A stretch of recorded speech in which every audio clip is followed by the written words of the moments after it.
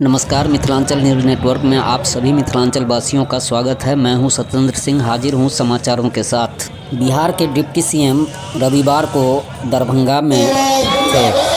वे नोनिया बिंद समाज महासम्मेलन का दीप प्रज्वलित कर कार्यक्रम का उद्घाटन किया। इस मौके पर अपने संबोधन में उन्होंने नोनिया समाज के हक दिलाने का भरोसा दिलाया। साथ ही भाजपा को आड़े हाथों लेते हुए कहा कि कुछ लोग तो सिर्फ मीडिया में बने रहने के लिए कारण झूठा वादा करते हैं, झूठ बोलते हैं, लेकिन हम ज़मीन पर काम करते हैं। हम लोग कलम बांटते हैं और भाजपा वाले तलवार सिर्फ हिंदू मुस्लिम को लड़ाना जानते हैं। बिहार में अब तक लगभग 4.25 लाख नौकरी हम दे चुके हैं और जल्द ही लगभग 1.25 लाख नौकरी स्वास्थ्य विभाग में देंगे। उन्होंने कहा कि अब तो यूपी वाले लोग भी वहाँ के मुख्यमंत्री को घंटी बाबा के नाम से जानते हैं। घंटी बजाने से काम थोड़े ही चलेगा, नौकरी मिलने से ही काम चलेगा, जो बिहार में मिल रहा है। उन्होंने कहा कि प्रधानमंत्री से जब जातीय जनगणना की बात की तो उन्होंने साफ इनकार कर दिया। हम लोग अपने खर्चे पर जातीय जनगणना कराया और इससे पता चला कि बिहार में 95 लाख लोग गरीबी रेखा से नीचे है और अब उन्हें 2 लाख रुपया हम लोग देंगे। वे इतना पर ही नहीं रुके, एम्स का चर्चा करते हुए कहा कि हम लोग शोभन में ज़मीन दे दिए हैं और केंद्र सरकार, नाम किसका होगा केंद्र सरकार का। उन्होंने कहा कि सोमवार को मुख्यमंत्री डीएमसीएच परिसर में बने 400 बेड का सर्जिकल भवन का उद्घाटन करेंगे, जबकि 2100 बेड का अस्पताल का शिलान्यास करेंगे। पीएचईडी मंत्री ललित कुमार यादव, मंत्री अनीता देवी के साथ साथ नोनिया समाज के अध्यक्ष अशोक कुमार महतो सहित मिथिलांचल भर से आए नोनिया समाज के लोग उपस्थित। दिमाग से और दिल से एक बात साफ कर लीजिए और एक बात मान लीजिए कि तेजस्वी नोनिया समाज के साथ खड़ा है, हर एक कमजोर वर्गों के साथ खड़ा है और आपके मान सम्मान में कोई कमी आने नहीं दिया जाएगा, ये आप विश्वास कर लीजिए। और आप लोगों के उत्थान के लिए जो समाज में अंतिम पैदान पर खड़ा व्यक्ति है, जो समाज पिछड़ा समाज हो या अति पिछड़ा समाज हो, दलित हो या आदिवासी समाज के हो, अल्पसंख्यक हो या स्वर्ण जाति से जो गरीब तबका जो है, उन सभी गरीबों के साथ हमारी पार्टी, हमारे नेता लालू जी खड़े हैं आप लोगों के साथ। आप जातीय जनगणना हो जाए तो दूध का दूध, पानी का पानी हो जाएगा, पता चल जाएगा कि किसकी कितनी संख्या है और कौन परिवार गरीब परिवार है। तो कौन परिवार ऐसा है, कौन ऐसा जात का लोग है जो कचरा साफ करने वाला है, नाला साफ करने वाला है, कौन ऐसा परिवार है जो भूमिहीन है, कौन सा ऐसा परिवार है जिसका कच्चा मकान है, कौन ऐसा परिवार है जिसको रोजगार नहीं है, गरीबी रेखा के नीचे है। तो ये सारा चीज जो है कैसे पता चलता? अगर जातीय जनगणना नहीं होती, और जातीय की खाली गणना नहीं हुई है, ये शैक्षणिक, कौन समाज कितना पढ़ा लिखा है और आर्थिक, ये भी सारा काम हुआ इस सर्वे में। तो हम लोग तो शुरू से चाहते थे कि भाई पूरे देश में हो जाता तो पता चल जाता कि कितने लोग कितना गरीब है, कौन क्या कर रहा है, क्या नहीं कर रहा है। लेकिन प्रधानमंत्री भाजपा वाला लोग नहीं चाहता था कि ये काम हो। हम लोग खुद गए थे, मुख्यमंत्री जी, हम लोग सब लोग गए थे, ऑल पार्टी के लोग गए थे दिल्ली, प्रधानमंत्री जी से मिले, लेकिन प्रधानमंत्री जी ने मना कर दिया कि हम नहीं कराएंगे। तो हम लोगों ने निर्णय लिया कि अगर नहीं कराइएगा तो बिहार सरकार अपने खर्च पर जो है जातीय आधारित गणना कराने का काम करेगा।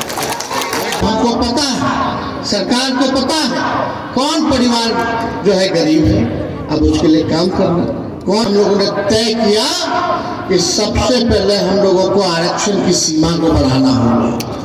तो हम लोगों ने देश में पहली बार कोई राज्य सरकार ऐसा है जो ये काम किया है। खुद 31 में हुआ था अंग्रेज के जमाने में जाति जनगणना, उसके बाद हुआ नहीं था आजाद मुल्क में, आजादी के बाद कभी नहीं हुआ। ये बिहार पहला राज्य है जिसके पास अपने आबादी का जानकारी पूरा है। तो इसलिए ये हम लोग देश को दशा दिखाने का काम किए। अब पूरे देश में जो है इसकी मांग जो है हो रही है, सब जगह बढ़ गया है। तो फायदा होगा कि नहीं होगा? पढ़ाई लिखाई, एडमिशन, शैक्षणिक संस्थानों में आपके बाल बच्चों को फायदा होगा। यही तो हम लोगों की लड़ाई थी कि न्याय करना है तो सबके साथ करना है।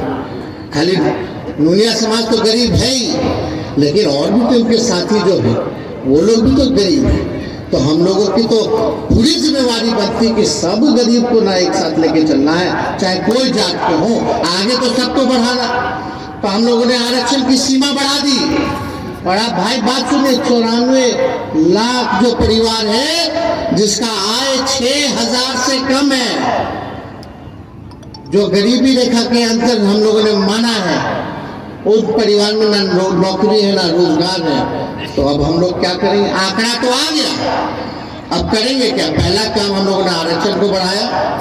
दूसरा काम, क्योंकि ये सरकार सामाजिक न्याय के साथ आर्थिक न्याय देने वाली सरकार है, इसलिए हम लोगों ने ये फैसला किया है, माननीय मुख्यमंत्री जी और हम सब लोगों ने, महागठबंधन की सरकार ने, लालू जी के आशीर्वाद से, कि जो परिवार गरीबी रेखा के अंतर्गत आता है, जिसको रोजगार नौकरी नहीं है, उसको 2 लाख रुपया देने का काम करेंगे। तो एगो बड़का झूठा पार्टी घूम रहा है, तो खाली झूठे बोलेगा, झूठ से वो लोग जो है ना, झूठ बोलने के फैक्ट्री है, झूठ बोलने के मैन्युफैक्चरर है, झूठ बोलने के होलसेलर है, झूठ बोलने के डिस्ट्रीब्यूटर भी। तो ऐसे प्रचार लोग करता है व्हाट्सएप पे इधर उधर। अब बताइए, कोई देश में एक राज्य बता दो जहां एक डिपार्टमेंट एक दिन में 1,22,000 सरकारी नौकरी का नियुक्ति पत्र बांट रहा हो पूरे देश में।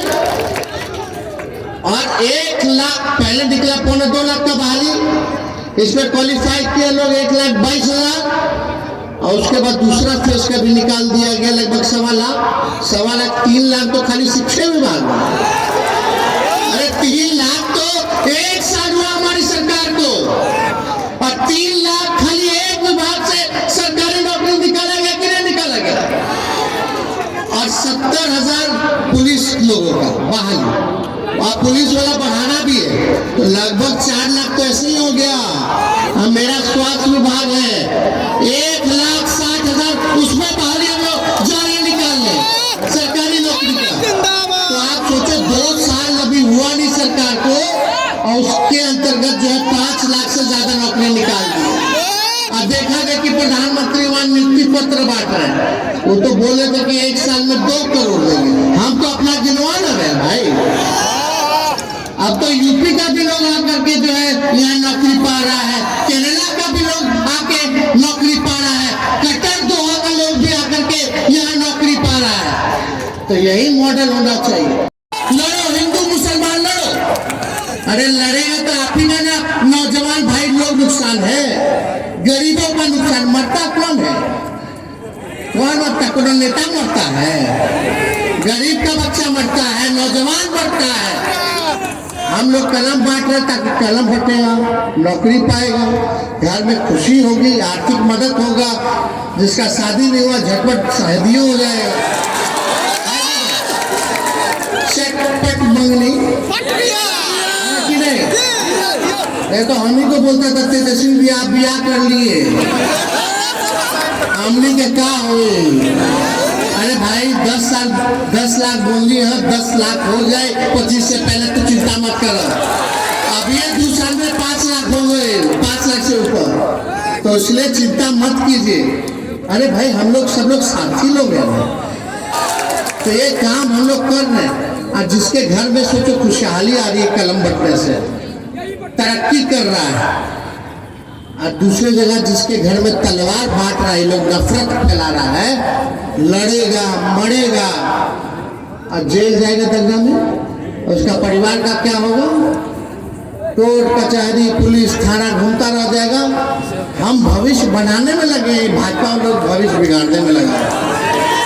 तो इसलिए ये लोग हिंदू मुसलमान करते रहे, इससे कोई लेना देना नहीं। अब बताइए, कल ही हम लोग आ रहे हैं, मुख्यमंत्री जी लोग फिर आ रहे हैं, पता कि नहीं? 400 बेड का डीएमसीएच का हो गया। हम ही लोग निर्णय लिए कि नहीं भाई, डीएमसीएच का गौरवशाली इतिहास रहा। पटना पीएमसीएच के बाद डीएमसीएच का बहुत बड़ा, उत्तर बिहार में सबसे बड़ा अस्पताल, तो उस हिसाब से हम लोग सोचे कि अपने से बनाया जाना है। तो 400 का तो बन गया, 400 का कल उद्घाटन होगा और 2100 और बेड का शिलान्यास करने जा रहे हैं हम लोग कल। यानी आप समझिए कि 2500 बेड का आपका डीएमसीएच बन जाएगा। पहले एम्स लोग कह रहे थे यहाँ हम लोग जमीन दे दिए, आगे दे दिए हैं एम्स के लिए जमीन, इसलिए ताकि पूरा दरभंगा फैला हुआ है, सबका विकास हो जाएगा, पूरा क्षेत्र का विकास हो जाएगा। अब मान लीजिए अगर यहाँ एम्स बन जाता तो डीएमसीएच खत्म हो जाता, तो दो अस्पताल आपको मिल गया, एक डीएमसीएच का 2500 बेड का और उधर एम्स मिल जाएगा आप लोगों को। लेकिन जमीनों ले ही नहीं रहा। आप बताइए भाई, काहे ने जमीन ले रहे हैं भाई? आपको दे दिया गया, इतना अच्छा बोल दिया गया, मुख्यमंत्री जी भी बोले, मुआयना भी करके गए थे। रोड चाहिए, हर चीज चाहिए, कनेक्टिविटी सब मिल जाएगा, एयरपोर्ट के पास है, हर जगह हर जिला में लोगों को फायदा होगा, 4 लेन के पास है, और उस क्षेत्र का भी पूरा विकास हो जाएगा, शोभन के पूरा इलाका का। तो भाजपा वाला खाली पॉलिटिक्स, नकारात्मक राजनीति। अब बताइए, एम्स बनेगा भी तो एम्स बनाने का खाली पैसा देगा उन लोग 500 करोड़, और हमारा लग रहा है 3000 करोड़ रुपया जमीनवा देने का, और नाम होगा मोदी जी का, भारत सरकार का। पैसा ज्यादा हमारा लग रहा है, बात समझिए। लालू प्रसाद यादव ने दुनिया को मान सम्मान देने के काम किए। आज से ही नहीं, जब 90 में माननीय लालू प्रसाद यादव जी मुख्यमंत्री बने, तब हमारे ससुर को उन्होंने मंत्री बनाने के काम किए। उसके बाद उन्होंने मेरे पति को भी 95 में मंत्री बनाने के काम किए। अभी फिलहाल अभी मौजूदा सरकार में माननीय तेजस्वी यादव ने दुनिया समाज को एक ही नहीं 4 टिकट देने के काम किए। आज तक दुनिया बिंदुदार समाज का कोई इस तरह से खुला मैदान में, और उसमें भी ये कर्पूरी डीएमसीएच मैदान में, इतना बड़ा मैदान में किसी नोनिया बिंदुदार समाज का आज तक महासम्मेलन नहीं हुआ था। इसके लिए भी आप लोग इतनी संख्या में आए हैं, सब लोगों को हम लोग अपने ओर से धन्यवाद आभार प्रकट करते हैं कि आपका एकता ही बल है, आप संगठित रहेंगे, उसी में आपका ताकत है। आप जब तक संगठित नहीं रहेंगे, जब तक संघर्ष नहीं करेंगे, तब तक आपका कोई पहचानने वाला नहीं है। हम लोग समाज की ओर से यही हम मांग कर रहे हैं कि आज 76 साल देश की आज़ादी हो गया, लेकिन इतने साल बीत जाने के बाद भी हमारे समाज से सारा दल लिया, लेकिन हमारे समाज को आज तक कुछ दिया नहीं। आज तक इतिहास नहीं है कि मिथिलांचल से एक भी लोकसभा का टिकट नहीं मिल पाया है। लेकिन हमसे कम आबादी वाले समाज को जगह मिलता है, एमपी का टिकट मिलता है, एमएलए का टिकट मिलता है। लेकिन हम लोग कभी नहीं सुन पाए कि मिथिलांचल से एक विधायक को भी नुनिया समाज से जगह मिला होगा। हमारा मांग यही है सारे मिथिलांचल क्या पूरे के नुनिया समाज की ओर से कि हमारे समाज से भी जितनी हमारी आबादी है उतनी हमको भी सरकार में हिस्सेदारी मिलना चाहिए।